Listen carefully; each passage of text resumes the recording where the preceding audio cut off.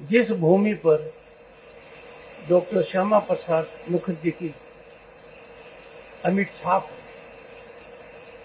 जिस भूमि पर एक संकल्प देश के सामने आया, वो संकल्प इस कालखंड में पूरा हो गया।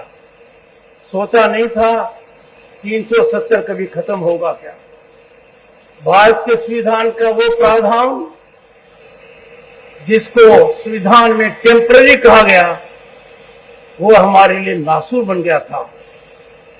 आज कितना अच्छा दिन है कि वो प्रावधान देश के कानून में नहीं है।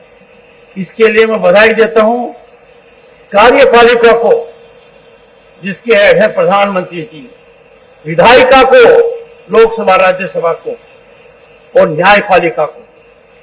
तीनों ने एक मत से 370 को हमारे संविधान से हटा दिया और डॉक्टर श्यामा प्रसाद मुखर्जी का सपना पूरी तरह से सफल हुआ। दुनिया अपने देश के 65 लोकेशंस में हुई। दुनिया ने देखा भारत की पहचान इसकी संस्कृति है, संस्कृति की गहराई है, इसकी वर्तमान विकास की दर है। और यही कारण है कि विश्व पटल पर आज के दिन भारत जिस मुकाम पर पहुंचा है, भारत की आवाज जिस बुलंदी से सुनी जाती है, ऐसा पहले कभी नहीं हुआ था। ये हम सबके लिए गर्व की बात है। हम सबको संकल्प लेना होगा कि हर परिस्थिति में हम हमारी भारतीयता को आगे रखेंगे। भारतीयता हमारी पहचान है। भारतीयता से हम दूर नहीं हट सकते। भारतीयता हमारी संस्कृति का एक मूल आधार है। हम भारतीय हैं, भारतीयता में हमारा विश्वास है। देश का इंटरेस्ट हम सदा सर्वोपरि रखेंगे। हम इस देश के महान नागरिक होने को गौरवान्वित कहेंगे। हम हमेशा इस बात को महसूस करेंगे कि we are proud Indians, we are proud of our phenomenal and great exponential growth. देखिए क्या कुछ नहीं हो रहा है, बदलाव हर क्षेत्र में नजर आ रहा है।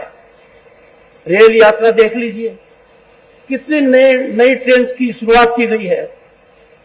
हवाई यात्रा को देख लीजिए, कितने एयरपोर्ट्स जारी किए गए हैं। आप तीसरा जाइए, जबकि सड़क मार्ग को देखेंगे, पूरे देश में सड़क जाल इतना जबरदस्त फैल गया है कि दुनिया के अंदर जो सर्वश्रेष्ठ सड़क मार्ग हैं, हमारे उससे कम नहीं है। देश के अंदर कनेक्टिविटी हर हालत में बढ़ी है, टेक्नोलॉजी की बढ़ी है। और यही कारण है आज के दिन कि भारत की अर्थव्यवस्था इतनी मजबूत है कि 80 करोड़ से ज्यादा जनसंख्या को संकल्प लिया गया है कि इस साल से 5 साल के लिए और बढ़ा दिया गया है। 80 करोड़ से ज्यादा जनसंख्या को भारत उपलब्ध कराएगा चावल, गेहूं और दाल। ये बहुत बड़ी उपलब्धि है। वो जमाना था, हमने देखा है, जो बुजुर्ग हैं वो जानते हैं, हमें मंगानी पड़ती थी गेहूं बाहर से। आज के दिन हम एक्सपोर्टर हैं।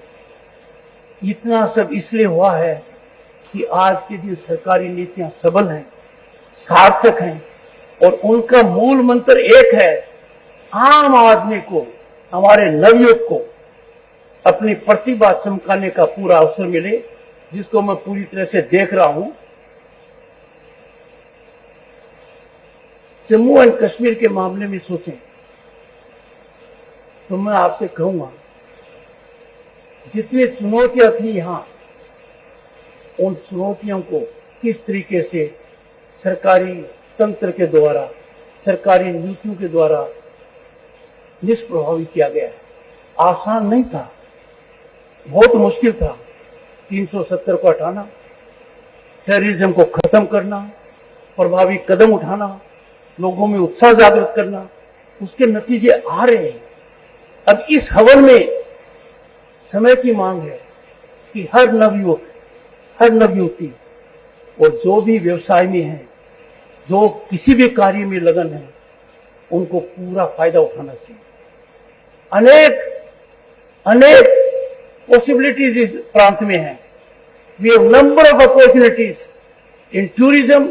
कोई मुकाबला नहीं है, ग्रोथ इज टेकिंग प्लेस। लोगों का इन्वेस्टमेंट अब जम्मू एंड कश्मीर में आ रहा है। लोगों के मन में कोई डर इस बार नहीं है।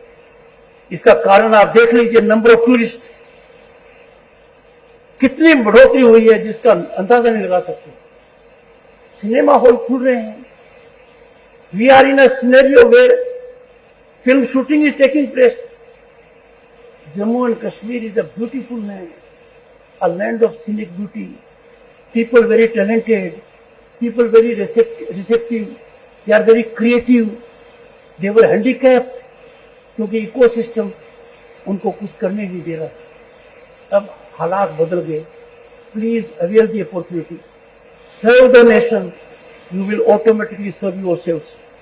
अंत में मैं यही कहूंगा, यहां आकर मैं इंस्पायर्ड भी हूं, मोटिवेटेड भी हूं, एनर्जाइज भी हूं। जिस व्यक्ति ने अपने जीवन की आहुति दे दी, जिसकी एक तरीके से कर्म भूमि है डॉक्टर श्यामा प्रसाद, उनका सपना साकार हुआ।